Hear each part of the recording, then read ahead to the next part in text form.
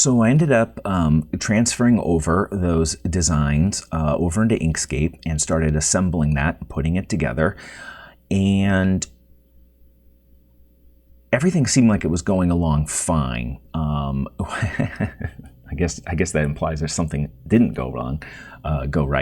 But it's been a very interesting process, taking those ideas now and bringing them into something where spacing is a little more rigid, and we have to tile. And a big question I had, for instance, is this turret, when it comes down into the roof, do I need to have a build out here in the wall instead of allowing the porch I'm calling this a porch, I don't know what this is, to go all the way across it? Well, I don't know. It depends on how far in it is. And so I had some questions. But once I put this together, I realized, is this all one object? No. Here, we're going to look at the other side here. Maybe we'll come back to this. Actually, I know we will. Once I put this all together, I started to work on the tower, and I had a problem. Underneath this platform here, I don't know what these are called on towers, but supporting this kind of a platform usually are corbels. Those are the blocks that kind of step in stepwise, going up against the base of the tower. In order to make this big enough to support a figure, see, there's my elf. This is so helpful. Can I just say that? Unbelievably helpful. Like I can see how the railing fits with him and everything. It's beautiful. Anyway, to have this have enough space to actually be able to play on, and not make it so cramped that it's like one man deep barely. I mean, people want to come out here and walk around. They want to pass each other. This sticks out really far from what is otherwise a normal tower, a narrow tower. So I had to come up with an alternative for the supports. And what I did is I created these little sweeping brackets. And this is one of the few instances where I kind of mocked them up a little 3D so you can kind of get a better sense of how they radiate. But that gave me a really nice way to extend this out from the sides of the tower and also keep a light feel. That felt kind of very elfish to me. I was pretty proud of that. And it's a really easy, flexible way to handle this situation. So that solved that problem. And then when I wanted to move the tower over, I'm not going to line it up exact, but that'll be close enough. The original tower, if you notice here, is it's a little low from this. I originally built the tower and had the spacing equidistant, and when I laid it up against it, I was like, oh, it's too low, and I thought, well, I'll make some stairs or whatever. Well, funny thing happened on the way to the, oh, Jesus. All right, hang in there. Okay. I don't think I'm going to edit that out. Funny thing happened, though, is once I started putting this side of the building together, I realized that I had a roof issue. If you remember from the drawings, you can go back if you don't. I had the roof with a convex shape, and I didn't want to go too, concave, because I just thought, I wanted to do something a little different. Well, when you go convex like that, what happens is, if you can imagine that line, it's coming across all of these dormers and the tower, a little tiny tower here, and that cuts off a lot of them. It makes placing some of these things in here that have some visual impact pretty difficult. So I decided to go with this concave shape, which actually I quite like, and I also had to then bump up the peak of the roof from where I originally had it. So that meant I should make the tower bigger. So when I made the tower bigger, this all landed upright. So I don't know, it's all coming together, but this is all kind of the fiddly stuff that goes into it. It's not just like throw a shape down. It's how does it relate to other shapes and, you know, that sort of thing. You know, how tall does this have to be so that I can put a window on the side that sits above the roof line? I'd like that. And so, you know, that's something I have to think about. Here is a dormer, and this is the window, right? Here's the layers of the window. And I wanted to use one of these windows, but it felt too big. If it sticks way out here, it would be actually, what would it be? So it'd be out to here if it was full size. And then you have this huge dormer going all the way back to the roof. And I didn't want that. So I'm going to make a little inset here in the roof, a little flat area here. I could add some trim or something. And then the window will be full size, but will be recessed into the roof. I think that's going to look really nice. And I really want to have some nice dormers, and they'll have roofline shapes that will mimic the roofline of the building. Let's see, what else? So I wanted to put in some railing. I guess it doesn't matter. Doesn't matter, Mike. And I wanted to keep some of the motif going, and I really felt nice about this railing section. Originally when I did it, it was all solid and it felt really heavy. And I was looking at some other railings in some of my reference photos, and I saw cutouts, and I thought, oh, that's what it's missing. So I cut this out and stitched them together. It made into 1-inch sections. Each of the squares is a 1/2 inch. And that way, that would be, you know, a useful piece to move around and tile when I make other buildings. And that's the goal, is all of this construction is to make modular pieces, much like making the windows modular, that then I can take and break apart and use for other buildings in the layout. One thing, though, is I am getting a little tight here on this cutting for laser cutting for the wood. So this may need to get changed, and you know, I have the original master unfused and whatnot, so I can change that without too much work. But I decided to just put it in the way I want it, and I can go back and fix it based on the limitations that I get from the laser cutter. So that's a work in progress. This is all a work in progress, but you know, those are some of the limitations I'm kind of keeping an eye on. But when I created the posts for the porch, right, the support posts to hold up the upper roof, I thought, okay, well, I'll drop them in on the 2-inch line. That way it'll stay open enough that you can, you know, have a guy, oh, he needs to come to the front. Oh, there we go. But not that far front. There we go. So you could have somebody behind it, right? This is the floor, and then this is a short little wall, and then the fence railing here. To be able to get your fingers in there to move miniatures around, to be able to frame a window inside of these arches, right? 2 inches just works really well.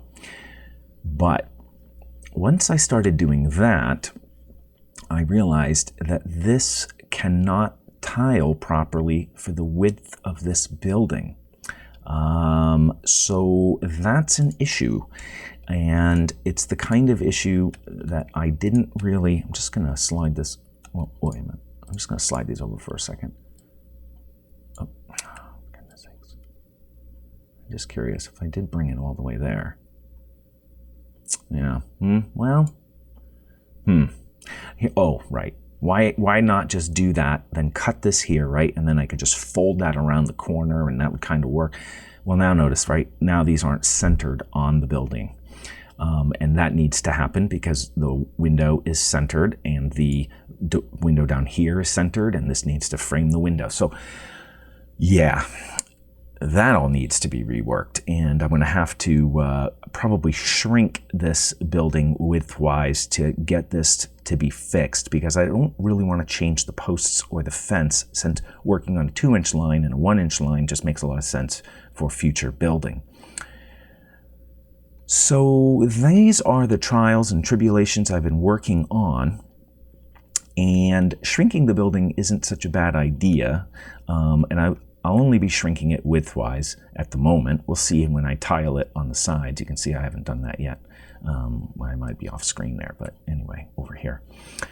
But I made a little scale here to help me keep track of the size of my building, and we are, topping out at 10.5 inches here, and roughly a little over 8 inches wide. So that's big. I haven't even done the length here. I think it's I don't know.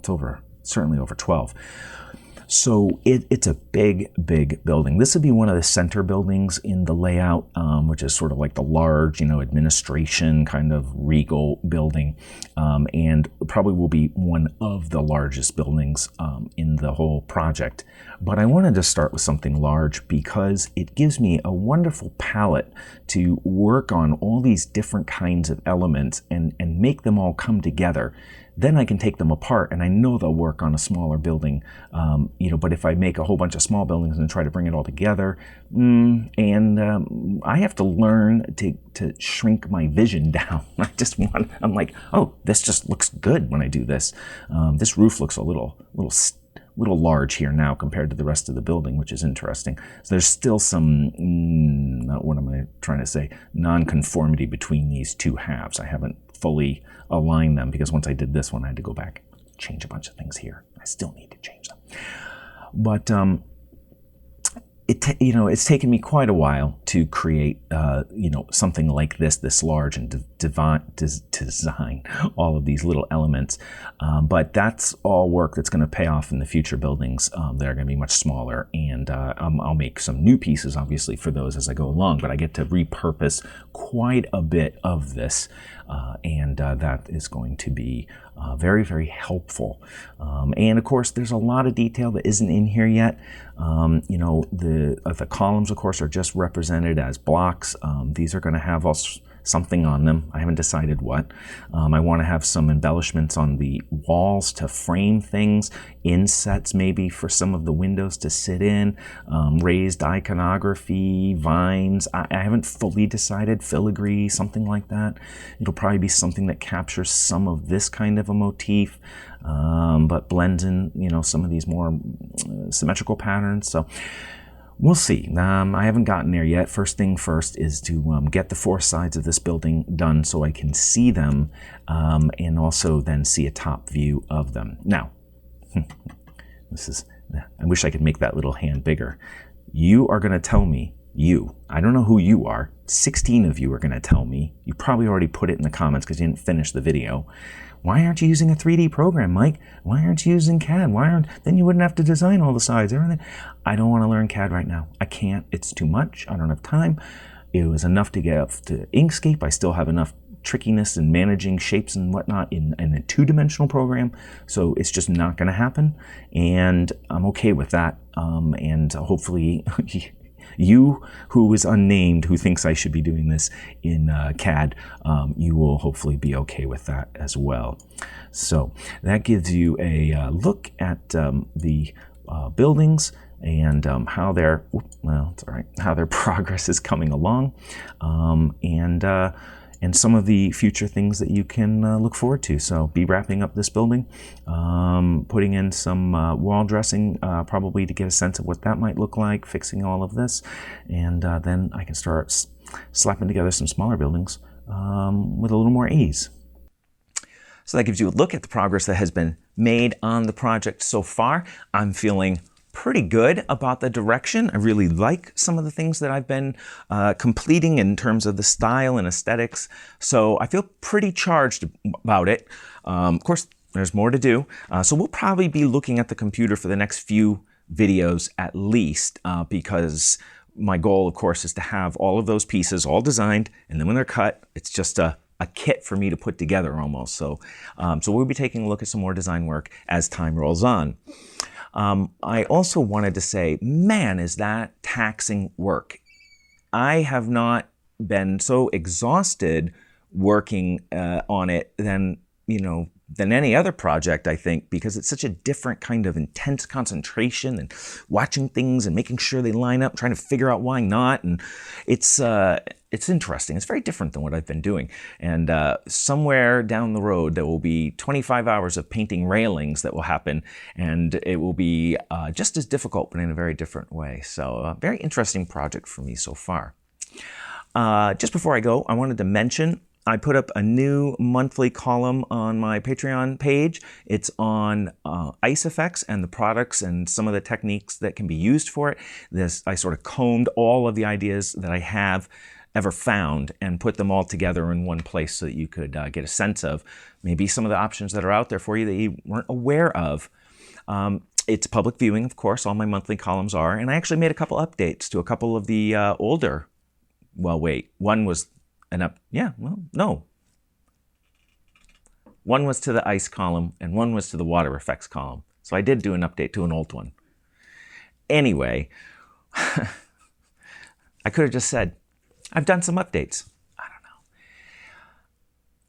don't know. But when you go to the Patreon page, you'll have to scroll down a little bit to find the most recent post where I've listed all of the previous monthly columns, and there's quite a few in there, so maybe something of interest for you. And one of the changes that Patreon made is that now they don't show the they don't show the patron-only content block like they used to, have a block that have a big P on it. It's like, whoa, what's behind that? And the good thing about that is it's easier to find the monthly columns because there isn't like a whole slew of things you have to scroll through with nothing on them. Of course, then you can't see how many posts I've made that are extra and hidden, but it's a yin and a yang. But it's better for the monthly columns, which is most important for me because sometimes I feel like, oh my God, you have to scroll through. Like when I scroll, it's like page, page, page, page, page, and that's not what I want you to do. I want you to be able to find them pretty easily. So you can go to that. The link is in the description. Of course, it's in the little corner bar here, over here, and hopefully it helps you.